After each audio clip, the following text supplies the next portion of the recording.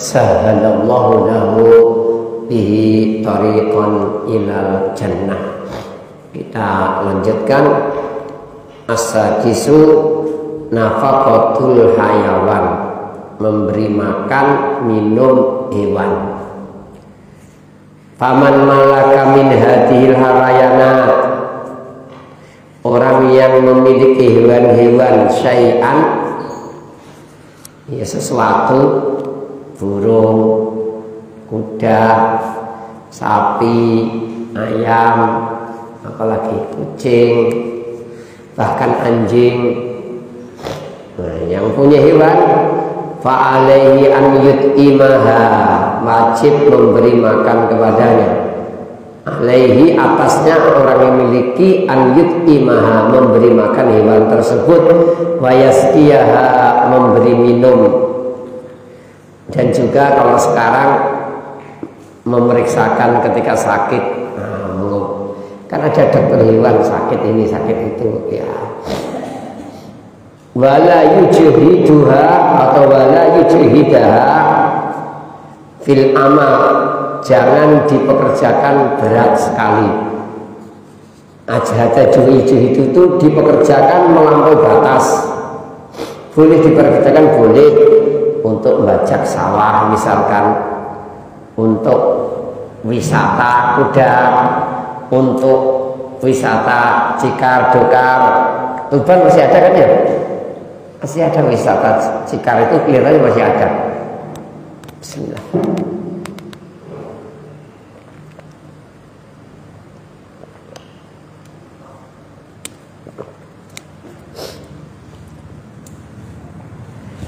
Pas pilek tisu ini lali tuh ya.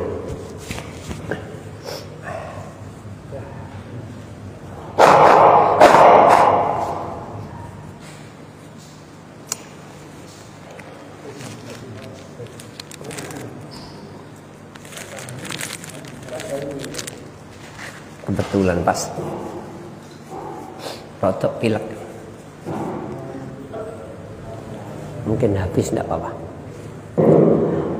Baik, jadi harus istilahnya dipekerjakan yang normal, yang wajar. Boleh dipekerjakan, boleh, boleh ditunggangi, boleh, boleh dinaiki barang, boleh, tapi yang wajar. Faman fa'ala dzalika falahul jannah, orang yang baik kepada hewan-hewannya dapat surga. Wa man lam yaf'al dakhalan nar, yang enggak mengerjakan masuk neraka. An Abi Hurairah radhiyallahu anhu anna Rasulullah sallallahu alaihi wasallam qala, ini hadis terkenal sekali. Bainama rajulun yamshi bi tariqin, ketika seseorang berjalan di suatu jalan, ishtadda alaihil atashu, maka sangat kehausan dia. Orang tersebut sangat kehausan. Wa wajada bi'ra, menemukan sumur. Panazala fiha, akhirnya dia turun ke dasar sumur. Pasyariba, minum. Tsumma kharaja, kemudian keluar naik. Fa idza kalbun yalhathu, tiba-tiba di atas menemukan anjing yalhathu, melet, menjulurkan lidahnya. Ya kulut athara, makan tanah, jadi jilati tanah.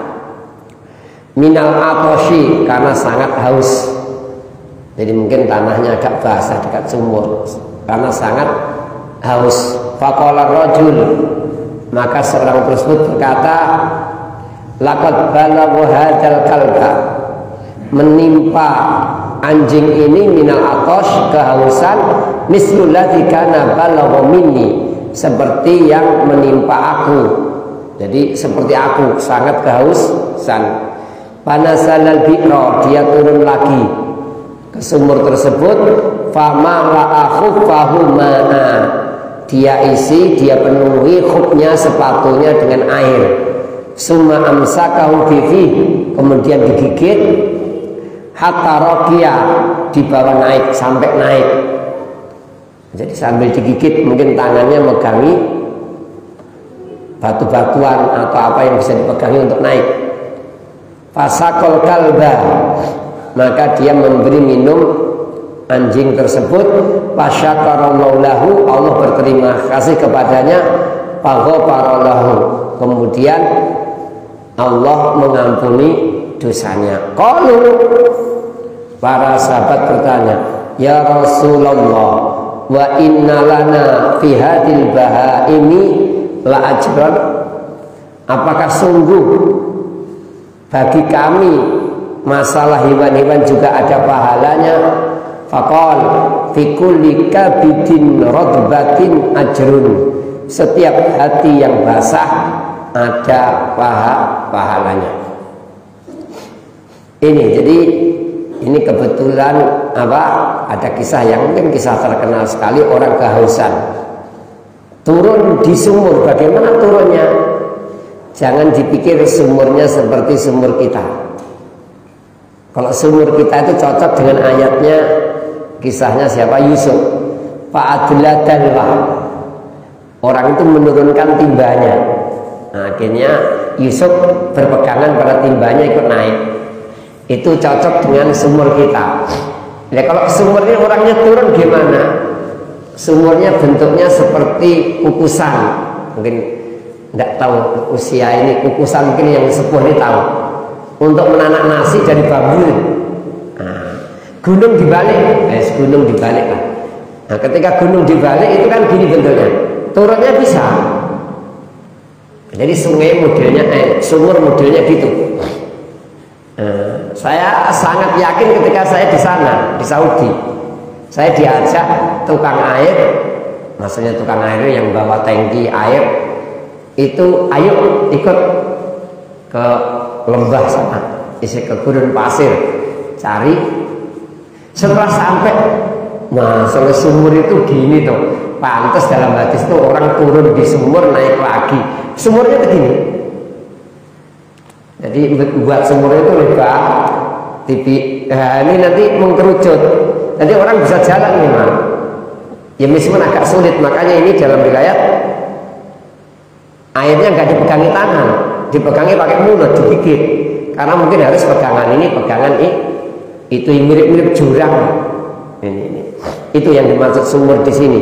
Dan kita semakin yakin ketika di sana, oh iya, benar, berarti sumurnya modelnya gini. Karena kita seumur hidup baru melihat sekali itu sumur model gitu. Akhirnya bisa memahami hadis ini. Jadi bahasa-bahasa itu memang orang sana memakainya. Seperti kalau kita membaca Quran, I itu kan cuma sekali dalam Quran. I itu sama dengan wallah, I wallah, I itu sumpah. Ternyata orang Arab di sana sering pakai I wallah, I sadiq, I. Baik, kembali. Lanjut, intinya kebaikan kepada hewan yang diantara di sini adalah hewan bukan miliknya, hewan umum liar. Tetap kalau kita mampu, kita memberikan makanan atau minuman. Ya, kucingnya tetangga, tangganya mungkin nggak ngasih makan, masuk ke rumah kita. Kalau punya tidak apa-apa, dikasih. Kalau tikusnya tetangga gimana? Kalau tikus tidak ada kewajiban ngasih makan. Tikus itu kalau kata Rasulullah dibunuh, termasuk khamsun minal fawasik, 5 yang jelek, yuktana fil hilli wal haram, dibunuh di haram, di Mekah itu dibunuh, fil hill di daerah halal juga dibunuh. Ketika muhrim, ketika ihram haji umroh, atau ketika biasa tidak haji tidak umroh, tikus itu dibunuh, suruh bunuh. Nah, kata Rasulullah. Baik, jadi ini misalkan anjing. Kalau anjing itu apa? Ya nggak disuruh dibunuh kan? Ya anjing itu nggak disuruh dibunuh. Nah, termasuk apa? Boleh memeliharanya untuk jaga untuk pelacak, untuk berburu. Nah, jadi anjing-anjing yang dibutuhkan. Nah, kemudian selanjutnya di setiap yang basah, artinya yang punya hati.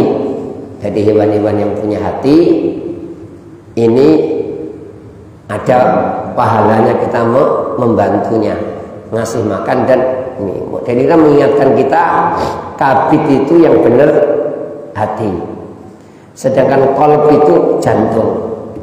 Ini yang tapi karena sudah terlanjur kita menerjemahkan qalb itu jantung, ya gimana lagi?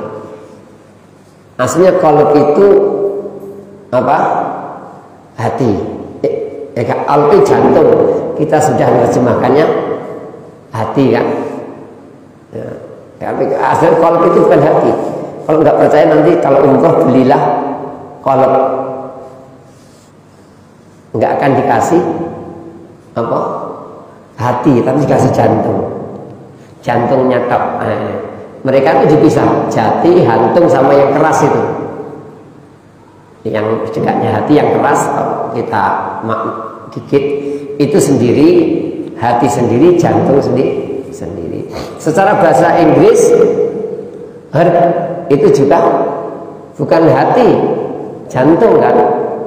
Heart dalam bahasa kesehatan Inggris itu jantung. Arab sesuai dengan Inggris, cuma Indonesia nggak tahu kok bisa jadi hati. Kalau hati itu bahasa Arabnya kibdah, kabid. Ini kabid ini maksudnya kibdah. Jadi kalau kita ingin beli hati ngomongnya kibdah atau kabid, nanti dikasih hati. Kalau ngomongnya qalb tidak akan dikasih hati, tapi dikasih jantung ini. Tapi ya sudah tidak apa-apa, sudah terlanjur, gimana lagi? Seperti haram, orang Arab nggak ngomong tanah suci, tanah haram. Nah, kita sudah terlanjur tanah suci, ya tidak apa-apa, karena kita biasa pakai istilah tanah suci. Maknanya tidak apa-apa. Mereka haram, maksudnya haram melakukan ini dan itu. Suci maksudnya jangan sampai melakukan ini itu, ya sama makna, cuma istilah saja. Wallah. Kemudian An-Nafi'in an Abdillah anna Rasulullah sallallahu alaihi wasallam qala, dari Nafi' dari Abdullah bahwasanya Rasulullah sallallahu alaihi wasallam mengatakan, udibat imra'atun fi hirratin. Jadi seorang wanita diazab gara-gara sebab hirah, kucing. Sajanatha, dia tahan, dia sekap, hatta matat, sampai mati. Pada kholat biha an-nara, maka wanita tersebut sebab apa, kucing tadi masuk neraka. Lahia at'amatha, tidak mau ngasih makan, wasaqatha atau minum, ithabasatha, karena dia tahan. Walahia tarakatha, tidak dilepas, takulu min khosyashil ard, makan dari ya hewan-hewan yang ada, hewan-hewan tanah, hewan-hewan kecil ini itu, mungkin dapat jangkrik, dapat belalang, dapat ini, dapat itu, dapat tikus, kadang-kadang. Intinya tidak dilepas, tidak dikasih makan. Seandainya dilepas, aman sudah. Seandainya ditahan, dikasih makan, juga sudah aman. Ini menunjukkan wajib memberi makan hewan, terutama peliharaan kita. Kalau hewan yang lain, ya kalau bisa juga. Jadi kalau makani ayam, ya ayamnya sendiri, ayamnya tetangga gitu. Kan ada ayam tetangga, ada yang main loh, ikut ayam kita kadang-kadang. Ya tidak apa-apa dikasih makan. Apalagi ayam kita betina semua, ayam jantannya miliknya orang lain. Nah, ngawini kita bolehkan, makanan nggak boleh ikut-ikut, ya kan lucu loh. Kadang-kadang ngawini milik kita yang apa? Yang betina-betina, jagonya tetangga itu. Tapi nanti waktu makan tidak boleh, kan ya lucu loh. Jadi sebaiknya dikasih kalau mampu. Tapi yang paling wajib tentunya ayamnya sendiri. Manusia paling wajib keluarganya sendiri. Setelah itu kalau ada sisa yang lainnya dan lainnya. Baik. Ini juga mengingatkan bolehnya melihara apa-apa yang penting dikasih makan minum. Penting kasih makan dan minum. Tapi kalau jantan betina sebaiknya dikumpulkan atau tidak? Sebaiknya kalau hewan-hewan yang bisa akur dikumpulkan. Namun kalau hewan-hewan meskipun jantan betina nggak akur, mungkin saling membunuh, tidak apa-apa, nggak dikumpulkan. Ini pengalaman. Katanya burung itu sulit katanya. Burung itu katanya, apalagi burung beda gitu. Katanya meskipun sama kadang-kadang dimakan kan. Nah, kalau gitu dibedakan. Kalau aman dikumpulkan, burung darah itu termasuk aman kelihatannya. Tapi orang rata-rata di kerangkeng sebelahan kok, itu termasuk tidak boleh seharusnya. Kasihan kan. Dekat wanita nggak bisa dekat kan itu. Nah, nanti boleh dekat ketika diadu sebentar. Nah, termasuk tidak bagus. Baik, jadi pelihara sebaik mungkin. Apakah nanti ketika waktu tertentu boleh disiksa? Tidak. Dipelihara ya pelihara, tidak ada habis disiksa dikasih makan yang enak, tidak boleh. Ini kecuali memang masih wajar. Jadi kalau zaman Rasulullah itu cara melatih kuda itu diantaranya apa? Digemukkan. Gemuk, setelah gemuk nanti makannya dibatasi. Dia akan kurus, maka itu larinya cepat. Karena biasa gemuk. Biasa gemuk, dikuruskan, nanti kurus itu untuk perang, untuk apa cepat. Tapi digemukkan dulu. Nah, biar apa? Itu kan dimanjakan, kemudian dikuruskan, tapi tetap dikasih makan. Nggak sampai penyiksaan. Kalau penyiksaan tidak boleh. Contoh penyiksaan sering kita sampaikan, kerapan sapi.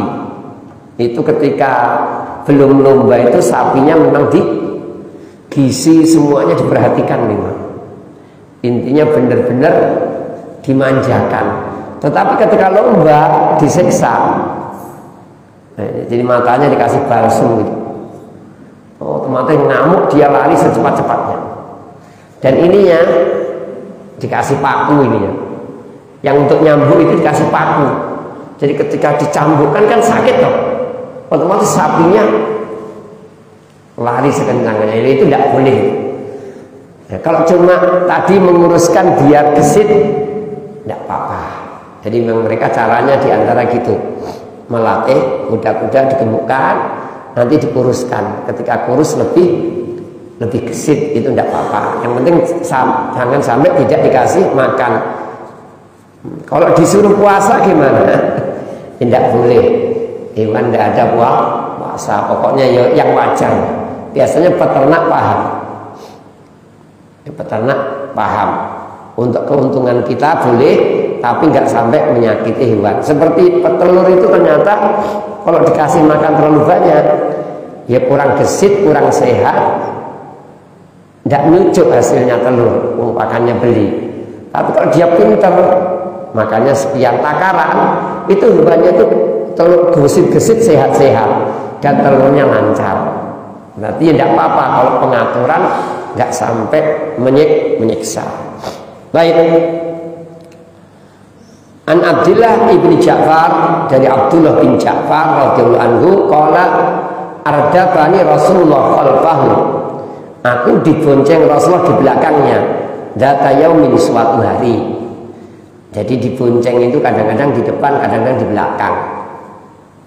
Ya, ini yang bonceng itu pemiliknya gitu intinya. Yang nunut, ya, aku dikasih tumpang Rasulullah di belakang beliau. Ini menunjukkan apa? Tidak apa-apa. Laki-laki dengan laki-laki itu dekat, tapi sewajarnya. Jadi boleh dekat tapi sewajarnya. Ya. Tidak boleh berlebihan. Ini seperti ini kan dekat, tidak apa-apa.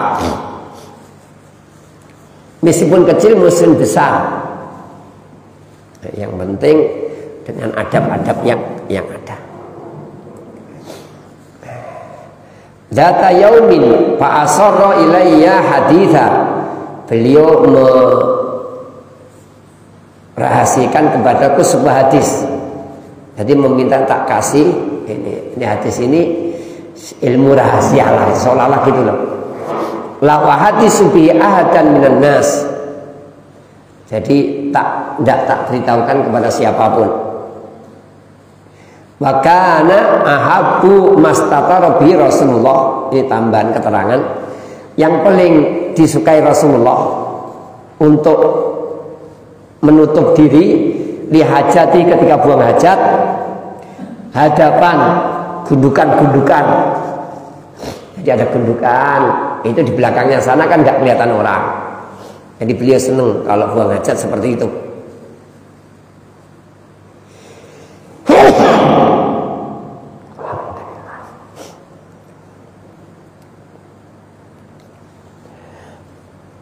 Auha isya nahlin atau kebun kurma. Ya Allah, alhamdulillah.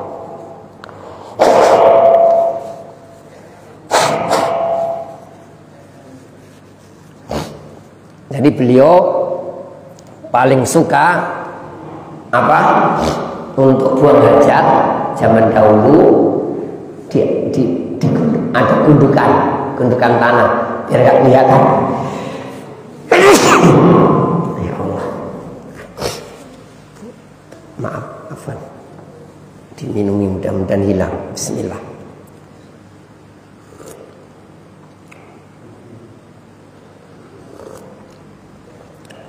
Kok masih panas terus? Sudah lama airnya bagus. Taib atau kebun kurma, enggak banyak pohonnya sehingga enggak kelihatan orang. Pohonnya agak besar. Ini. Qala pada qala haiton li rajulin minal ansor. Maka beliau memasuki haid pagar. Ini pagar kebunnya orang Ansor. Faidah jamalun, ternyata ketemu jamal unta. Falamma ra'an nabiyya hanna, ketika melihat Nabi hanna, nah itu apa ya? Merintih. Wajarobat aina, nangis, neteskan air mata hewannya. Untanya nangis. Fa'atahu Nabi mendekati unta yang nangis tersebut. Famasaha diperah, dia usap bagian itu antara yang depan dengan sapi kan diusap. Ya bawa di atas mulutnya itu loh, apa namanya diperah. Nama kita apanya ya? Kepala lah. Kepalanya diusap bagian tengahnya, ya antara mata diusap oleh Rasulullah. Pasakata, baru diam, nggak merintih lagi. Faqala, maka Rasulullah menanyai, man rabbu hadzal jamal, siapa pemilik unta ini? Liman hadzal jamal, milik siapa unta ini? Jadi rabbu itu boleh, rabbu itu artinya pemilik, tidak khusus Allah. Jadi rabbu becak, pemilik becak. Rabbul bait, pemilik rumah. Rabbul alamin, pemilik alam semesta. Nanti kan ya? Ini tidak apa-apa. Mungkin nanti dengan keringat pun sembuh. Amin. Tapi milik siapa? Faja apatan minal ansor, maka datanglah seorang pemuda dari kalangan Ansor. Faqala li ya Rasulullah, untukku wahai Rasulullah. Faqala, maka Rasulullah mengatakan, afala tattaqillah, tidak kamu takut kepada Allah? Apakah kamu tidak takut kepada Allah? Bihadihil bahimah, pada hewan ini, allati malakakallahu iyaha, yang Allah jadikan pemiliknya itu kamu. Malakakallah, yang Allah jadi pemiliknya itu kamu. Fa innahu syaka ilayya, dia mengeluh kepadaku, annaka tuji'uhu wa tu'dibuhu. Nah, jadi kamu membuat dia lapar dan membuat apa ya, kerepotan, berat, capek. Ini mengingatkan kita bahwasanya harus benar-benar wajar dalam memelihara hewan-hewan, jangan sampai berlebihan dalam mempekerjakannya. Ini harus benar-benar perhatian. Kemudian juga mukjizat Rasulullah bisa memahami hewan. Intinya, jadi Rasul mengatakan mengadu kepadaku. Ini Rasulullah juga paham apa hewan. Rasulullah juga bisa nangkep jin. Jadi kan yang terkenal kan Sulaiman loh. Rasulullah juga pernah kan, seandainya enggak pekewuh dengan saudaraku Sulaiman, akan aku perlihatkan kepada kalian.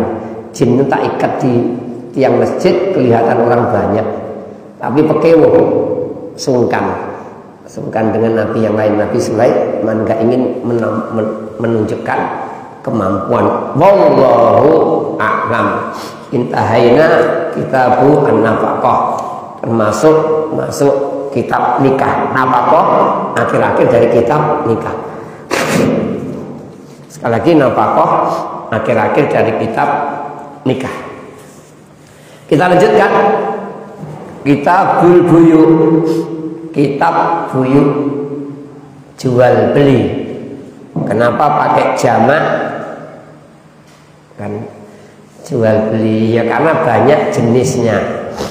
Jual cash, jual kredit, jual barter, jual ini, jual itu. Intinya karena banyak jenisnya. Jual makanan, jual barang. Nah, intinya karena banyak jenisnya pakai jamak al-buyu.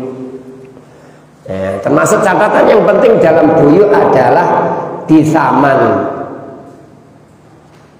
Ya, disaman artinya dengan nilai, entah nilainya uang, tukar barang. Intinya kalau tanpa saman namanya bukan jual beli. Misalkan dikasih, itu bukan jual beli. Warisan bukan jual beli. Maka nanti dalam masalah syubhah, yang berlaku syubhah cuma jual beli saja. Dua orang beli tanah sama-sama, belum dibagi. Maka kalau satunya ingin menjual harus ke temannya.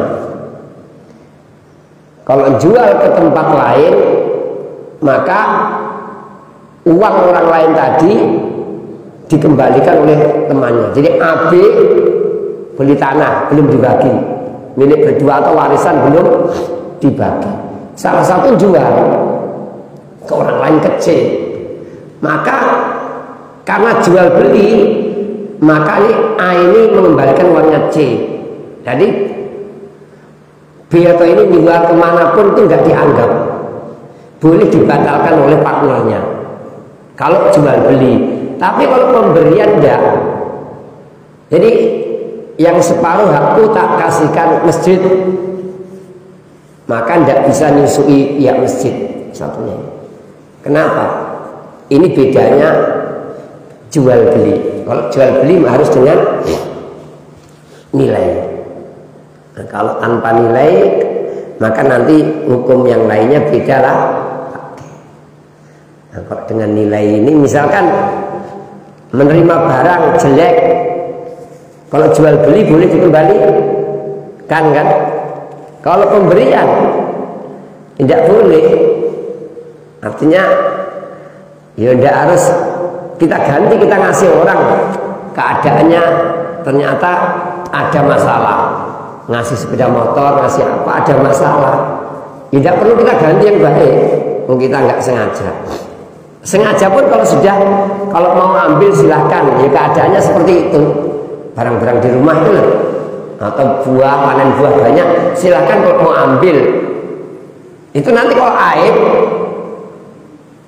kita yang ngasih itu nggak harus kan ganti. Beda dengan jual beli. Jadi dikasih catatan jual beli itu dengan ganti. Ini. Baik. Dalil bolehnya disyariatkannya adalah secara umum karena muamalah boleh.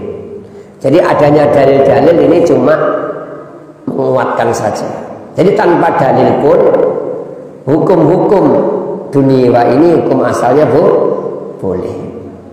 Jadi masak pakai kayu ya boleh, pakai gas ketemu ya boleh, pakai listrik jadi besi jadi panas ya boleh, hukum dunia. Jual beli ya boleh. Namun ada dalil-dalil ini biasanya untuk menguatkan atau untuk diperhatikan. Nah, contohnya ini wa ahallallahu al-bai'a wa harramar riba. Allah menghalalkan jual beli, mengharamkan riba. Artinya jual beli itu halal, riba itu haram. Ayat ini muncul ketika orang-orang Yahudi mengatakan innamal bai'u mislu riba. Orang Yahudi itu mikirnya jual beli itu seperti riba. Dijawab beda, satu halal satu haram. Bukan dijawab alasan ini alasan enggak. Cuma ditegaskan jual beli halal, riba haram. Orang Yahudi nggak mau pakai dalil, pakai akal. Maka mengatakan jual beli sama dengan riba. Kenapa kok dibolehkan, kok riba enggak? Seharusnya riba diganti. Kesamaannya mana? Kesamaannya tukar, saling ridho. Riba kan saling ridho. Maksudnya ridho itu deal, oke gitu loh. Bukan ridho itu senyum, seneng. Ingat jual beli ridho itu bukan senyum, bukan seneng, membolehkan. Deal itu namanya ridho dalam jual beli. Jadi jual sambil nangis, pembelinya nggak salah. Jual sambil nangis, terpaksa dijual. Karena ini itu karena butuh, terpaksa dijual tanahnya. Nangis sebenarnya dia. Tapi dia jual, ya sah. Jadi riba itu ya seperti itu kata orang Yahudi. Sama-sama ridho, sama-sama menguntungkan. Yang minjami duit untung karena dapat ribanya tadi, yang dipinjami duit ya untung dapat modal. Maka Yahudi ngeyel sama dengan jual beli, tidak ada bedanya. Namun Allah menentukan beda. Kita dibolehkan jual beli, nggak boleh riba. Dan sering kita katakan ini termasuk hal-hal yang merupakan ujian bagi orang yang beriman. Jadi kalau kita nggak bisa memahami, memikirkan kenapa kok dilarang, nggak usah dipikir. Yang penting benarkah dilarang itu aja cukup. Kalau kenapanya itu nggak harus ketemu. Kita sering katakan kenapa dalam agama kita itu nggak harus ketemu jawabannya. Tapi benarkah dilarang? Itu yang perlu kita cek. Ternyata ayat, hadis, ijma ulama riba itu dilarang, ya sudah. Masalah menguntungkan, tidak usah dipikir. Jadi meskipun menguntungkan, kalau haram ya haram, itu aja sudah. Baik, kembali intinya ayat ini baik muncul bersama riba untuk membedakan hukumnya. Jadi ini bantah untuk orang-orang Yahudi yang menyamakannya. Dan kita sudah berlalu riba sudah ya, sudah kelihatannya. Bab riba sudah atau belum? Belum. Mungkin tapi sering kita singgung riba. Ini apa riba nanti berarti sampai riba kita termasuk bab yang ujian. Jadi nggak usah dipikir kenapa dilarang. Apalagi yang riba fadl lebih sulit untuk dipahami. Kalau riba nasi'ah, hutang 1 juta, bulan depan 1.100.000, itu masih bisa kenapa dilarang? Oh, karena mau membantu kok minta untung, kan masih agak bisa dipikir. Riba fadl yang sulit dicerna itu. Riba fadl contohnya apa? Beras 10.000 2 kilo ditukar dengan beras 1 kilo 20.000 harganya. 1 kilo dengan 2 kilo, 2 kilo per kilonya 10.000 kan 20.000. Tapi ini 1 kilo 20 ditukarkan nggak boleh. Ini benar-benar nggak bisa dicerna kenapa nggak boleh. Padahal kalau dijual nilainya sama. Ini orang kaya, jadi yang punya 2 kilo orang miskin, yang punya 1 kilo orang miskin ingin ditukar 2 kilo biar agak awet. Yang punya 2 kilo yang jelek itu orang kaya, nggak enak makan ini, ingin kan sama-sama menguntungkan dong.